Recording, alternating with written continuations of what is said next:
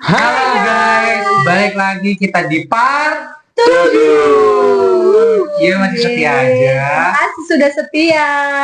Yes, hari ini momen atau pembahasannya lebih seru lagi guys, karena kita membahas tentang habit debit. Ya, apa itu habit debit? Kebiasaan berutang. Nih, siapa yang di sini sering berutang? Ayo. Ntar. Lu pernah berutang nggak sih berdua? Pernah ngutang nggak sih? Pernah lah. Pernah ya? Kalau tukang ngutang sama tukang ngutang sama sering berutang sama ngutang mulu, bedanya apa sih? Sama aja kali ya. Gimana sih kalau kalian ngutang? Beda lah, kalau ngutang kan dia kayak sesekali tuh. Tapi kalau tukang ngutang ya ngutang mulu kali. Penyakit ya. Jadi kayak udah ngutang gitu ya. Iya. Tiba-tiba ngechat, "Bro, Ngutang. DP enggak?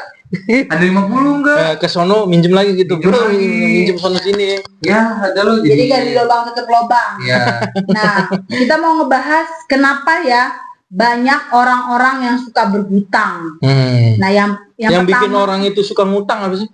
yang satu dia itu Butuh enggak sih? bukan. Oh, bukan. Dia kayak lebih banyak gaya gitu. Oh, Jadi kayak gitu ya, dia kayak- malu miskin sok kaya gitu. Jadi kayak dia lebih besar pasak daripada tiang. Atau mungkin karena dia juga males kali, bisa jadi juga ya. Bisa juga. Gitu Jadi kali kayak ya. Mau ngegampangin sesuatu gitu, kayak pengen punya ya, tapi tapi dengan cara ya ngutang lah gitu ya. utang kayak gitu. Jadi kayak pendapatan gini lebih besar pasak daripada tiang. iya kali. benar. Iya. Jadi kayak gini loh, dia mau bergaya, cuman dia nggak bisa modal dari diri sendiri. Jadi modalnya hanya minjem uang orang. Kebiasaan kan. Kebiasaan minjem barang orang. Kebiasaan minjem. Iya, terus jadi kayak penyakit sih itu lebih, kalau kebiasaan berutang itu lebih ke definisinya ke penyakit Iya, ya, kebiasaan. Iya. Nah, jadi dia harus tahu juga membedakan mana meminjam dengan mana kebiasaan meminjam. Jadi kalau meminjam tuh contohnya gini, Bram, gue pinjem tipek dong. Oh iya. Iya, kayak gitu kan contohnya. Atau Bram, gue pinjem uang dong. Nah, tapi kalau udah keseringan, ya itu kebiasaan namanya. Ya, orang yang meminjam tidak punya, tapi perlu untuk digunakan. Sementara orang yang kebiasaan meminjam punya, tapi suka memakai barang orang lain, berbeda dengan miliknya. Jadi kayak gini loh, kalau orang yang meminjam berarti dia nggak punya.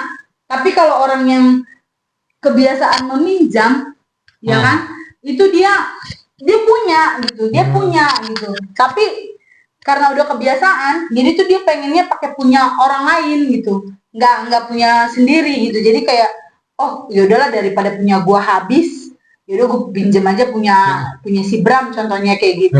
Oke, kita bahas pakai ayat ya guys, supaya Ya, kita ada ayatnya juga nih guys. Jadi lebih ini setiap aja. part itu ada ayatnya guys. Kita buka di Roma 13 ayat 8. Kita belajar sama-sama. Roma 13 Ayat 8. Yes. Oke, dikatakan demikian. Janganlah kamu berhutang apa-apa kepada siapapun juga. Tetapi hendaklah kamu saling mengasihi. Sebab barang siapa mengasihi sesama manusia, ia sudah memenuhi hukum Taurat. Wow. Jadi firman Tuhan mengajarkan kita supaya kita tidak berhutang. Dan ketika kita meminjamkan juga dan ketika kita meminjamkan juga lebih baik jangan mengharapkan balikannya. Jangan mengharapkan balikannya. Dan itu yang memang diajarkan oleh firman Tuhan juga. Ketika kita meminjamkan jangan harapkan kembali. Iya. Itulah yang dibilang kita harus saling tolong menolong seperti yang dikatakan barusan apa?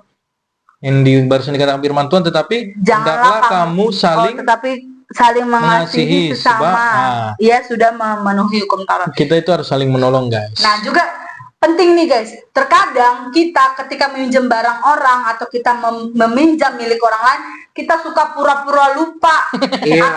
atau memang dia lupa, atau memang dipura-pura lupain, atau memang lupa ya. Itu harus ini ya guys ya, harus harus tahu apa gitu. ya, harus peka ya. Harus sadar ya. Iya. Kalau kita minjem ya kita harus tahu juga Balikin. balikin. Gitu. Jangan-jangan yang Jangan biasa hak milik gitu. biasanya yang ngutang player semua ya. Yo, Pakai siapa, jurus-jurus ya. Nah, nanti kita bahas. Lupa gitu. Ya, jadi di dalam berutang ini ada 7 bagian sifat manusia yang negatifnya pastinya. Iya, Nah, kita akan bahas selanjutnya. Nah, namun sebelumnya kita kembali lagi ada belajar ayat Ya. di Amsal 22 ayat 26. Ayo Bram, coba bantu Bram. Amsal 22 ayat 26. Ini penting banget ya guys bagi kita supaya bagaimana kita tidak Terlilit kebiasaan utang. lagi Ya, berutang dan karena- terlilit utang. Ya karena firman Tuhan juga mengatakan kita tidak sampai berhutang. Yes. Itu firman Tuhan yang mengatakan, artinya kita tetap berusaha karena firman Tuhan anak cucunya tidak akan meminta-minta guys. Yes, Tapi betul. kita akan bahas ini Amsal 22 ayat 26 ini bagus ayo. banget guys. Bagus banget guys. Amsal 22 ayat 26 berkata, Jangan jangan engkau termasuk orang yang membuat persetujuan dan yang menjadi penanggung hutang. Yes, Wow. maksudnya gimana nih? Nah, maksudnya tuh kayak balik lagi ke hutang ya. Padahal nih dari kita nih ada orang yang mau meminjam ke kita uang. Contoh, bro, gue pinjam 50 bro. Oh, gue ada, gue iyain, ya kan? Gue iyain tuh. Nah, tapi terkadang kita tuh apa ya? Kita tuh ngerasa kayak apa sih ya bang ya? Kayak Jaminan gitu ya, jadi jaminan gitu dalam hutang orang lain gitu maksudnya. kurang lebih sih kayaknya kayak gitu Iya deh. ya. Coba gimana? Janganlah Ngomongnya nggak enak gitu. Iya. Ya, kayaknya gitu. Padahal kita udah kayak, oh yaudah bro, gue ada. Terus pas kita di saat kita pengen butuh ya, kita pengen minta lagi. Kadang kita suka ngerasa gak enak gak sih? Padahal kita yang minjemin, tapi terkadang kita suka Ya kayak itulah gitu. itulah yang dikatakan kita jadi penanggung utang gitu. Makanya dibilang Iya. janganlah engkau termasuk orang yang membuat persetujuan dan yang jadi kadang yang ngomong nggak enak gitu, ditahan Kayak nyesek gitu nggak sih? apa Iya. itu ya kan, Padahal mau iya. nagih hutang. Padahal kayak kita yang Benar-benar. ngasih Pinjam. pinjam, tapi kita yang gak enak gitu. Nah, kita nggak enak. Gitu Nyesek gitu, nyesek. Nah, gitulah, pasti Iya. nyesek kan. Pasti pernah kan kalian ngalaminnya.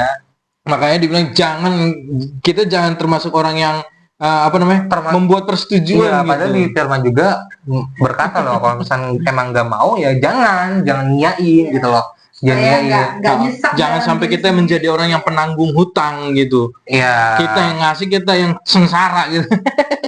Nggak boleh, nggak nggak boleh boleh. guys. Nah, kita pasti punya kebiasaan, istilah ada beberapa alasan kayak istilahnya ciri-ciri orang yang berhutang gitu, ciri-ciri orang yang berhutang. Kita akan bahas yang pertama adalah satu, si inisiatif. Nah, kita bisa bicarakan si inisiatif yang tipenya itu kayak menghutang, yang satu bahwa bisa dibilang sebagai tipe pengutang teladan gitu. Pasti dia tahu, tanpa harus ditagih, dia ngerti Iya. gitu untuk ngembaliin kapan gitu. Iya. Untuk harus disindir-sindir juga ya. nggak mesti harus kita bikinin Nggak harus diingetin, puisi ya, gitu. benar-benar. Nggak mesti kita bikinkan puisi ketika engkau sedang Atau iya, atau gitu. mungkin bisa kalau misalnya emang pada saatnya dia belum ada, pasti dia ada Ngobrol omongan. gitu, ngobrol. Bang, gua lah Sorry ya, gua hari ini gua belum ada. Mungkin gitu. nanti lusa kalau Mungkin lusa. ada, Itu kalau lebih- ada. Tapi dia juga ngasih kepastian pas Paling lusa. tidak dia ada inisiatif Iya. untuk memulangkan. Nah, Nah, inilah tipe si inisiatif. inisiatif. Jadi Peka kita ya. harus ngerti kalau kita minjem, kita harus tahu cara memulangkannya dengan inisiatif kita sendiri. Ya. Iya, Dan- Dan tipe si pelupa, jangan jadi tipe yang si pelupa. Ketika kita minjem kita pura-pura bego. Tuh, kita pura-pura lupa. Kayak padahal kita minjem ngomong kita minjem balikinnya minggu depan. Kita udah minjem balikinnya minggu depan, tapi pas udah minggu depannya Iya. kita pura-pura nggak ngechat dia. ketemu juga pura-pura Iya, nggak pura-pura apa kalau gitu. ketemu kita pura-pura ngobrol aja. ngobrol aja biasa kayak, Padahal "Woi di- bro, lu tahu ini enggak? Woi bro, Padahal main yuk." di dalam hatinya yang ngasih ingat Aduh, semoga dia jadi ingat, semoga Iya. dia Ngerti jadi gak ingat, sih lu? semoga dia jadi ingat. Itu pasti sering banget ya nggak sih? Seenggaknya minimal pernah sekali. Nah ini tipe yang si Yang pelupa ketiga, guys. si pengalih pembicaraan. Ini dia. Ini nih. Ini seilah ini kita alami dalam kehidupan kita. Jadi ketika kita nagih hutang ya kan sama orang. Contohnya nih, gue minjem uang Bram, terus Bram nagih hutang ke gue kan. Terus gue langsung ngalihin pembicaraannya. Jadi si Bram belum nagih, iya, dia udah ngalihin. Tapi baru ngechat kayak bener gitu. Tapi langsung kayak, lu hari ini kemana? Iya, itu ngapain gitu. Nah, jadi ada pembicaraan baru yang dilakukan gitu. Maksudnya yang diucapkan. Nah, itu nggak boleh ya guys. Itu tipikal yang tidak boleh dilakukan. Selanjutnya ada si pura-pura lupa. Kalau tadi kan si pelupa guys, ya kan? Ini pura-pura lupa. Ini lebih parah lagi deh guys. Iya. Kalau pelupa itu kan ya bisa alamiah ya, bisa manusiawi ya. Oh iya, gue lupa. Gitu kan. Nah, kalau pura-pura lupa ini dibejat. Ini udah disetting, nih guys. Ini kalau udah pura-pura, artikulasi daripada pura-pura kan udah ketahuan tuh guys. Iya, pura-pura gitu. Ini udah disetting nih guys. Jadi utang gue yang mana ya gitu kan, ditagih nih kan. Perasaan gue gak punya utang di sama lu. Utang gue yang mana? Nah, jadi kayak ada bahasa-bahasa yang dialihkan gitu. Jadi kayak ada supaya si orang itu tidak menagih hutang yang dipinjamkannya gitu. Iya, terus ada juga yang sibuk tuh. Kayak tadi, misalkan kayak kita minjem minggu depan. Iya. Terus pas udah minggu depan kita alasan, iya gue lupa nih, hari ini gue mau pergi ke acara ini, hari ini gue ada kekondangan teman. Jadi tuh nanti nanti gitu. Ya Rabu depan ya, Rabu depan. Aduh gue lupa, ternyata gue udah janji lagi sama temen gue. Aduh gimana ya nanti ya bro. Jadi kebanyakan alasan buat sibuk gitu loh. Nggak boleh itu, nggak boleh. Jangan pernah kayak gitu. Nah ini si pura-pura miskin nih guys. Aduh gimana tuh? Ini kan dia udah tahu dia ngutang nih kan, dia udah tahu miskin. Terus dia ngutang, giliran ditagih. Si pura-pura miskin itu ya begitu guys, tipenya kayak menghindar gitu ya. Menghindar, abis itu kayak tidak akan malu gitu untuk kayak suka menghindar dan mereka kayak menghindar kewajibannya enggak sih? Iya, menghindar kewajibannya terus kayak pura-pura kayak gue nggak punya duit. Kayak gitu. Dia lupa dia kayak menghindar untuk membayar hutang dan apalagi belaga kere belaga kere. Pokoknya tipe-tipe beralasan tidak punya uang tapi dia juga bilang bahwasanya dia itu banyak kebutuhan kayak gitu kan. Nah, tapi kenyataannya dia masih bisa-bisanya hang out guys. Ya, pura-pura miskin tapi dia bisa ke kafe-kafe mahal. Apa status bagus. Si pura-pura miskin nih kan. Nih guys, gue lagi di resto. Asik bener. Belanja. Statusnya kan. Tapi giliran ditagih hutangnya pura-pura miskin. Sedih gitu ceritanya. Cerita sedih ya kan, cerita sedih sampai ginjalnya katanya mau nangis gitu. Tapi kenyataannya dia buat story, lupa tuh di hidden ya kan ininya story dikunci yang gitu. Dikunci gitu kan sama yang punya utang, misalkan ada kunci kontak dia yang ngasih privasi khusus buat dia doang gitu ya. Nah itu yang bahaya banget guys ya, si pura-pura miskin. Terus selanjutnya yang terakhir itu adalah si antara ada dan tiada. Udah kayak dia suka ngilang. Horor guys, horor banget. Udah kayak judul film itu kan. Ada kayak lagu-lagu ini Ganteng-ganteng serigala. Nah, jadi kayak antara ada dan tiada. Coba guys, jelasin guys yang antara ada dan tiada ini dia tuh biasanya ada di tempat tersebut ketika kita main. Tapi pas ada utang, dia ngerasa pasti kayak misalnya contoh nih, gue pengutang dan lo yang peminjam, lo yang minjemin gue duit ya kan. Terus lo sama gue biasanya ke tempat ini nih berdua. Terus lu berpikir nih, kayaknya si Bram punya utang nih sama gue, kayaknya dia lagi nongkrong di sini nih, gue kesono kali ya. Pas ternyata pas lu kesono, gue nggak ada. Yang itu antara dan tiada ketika kita biasanya ada di situ, tapi malah nggak ada. Itu istilahnya dia di sini, gue di sono.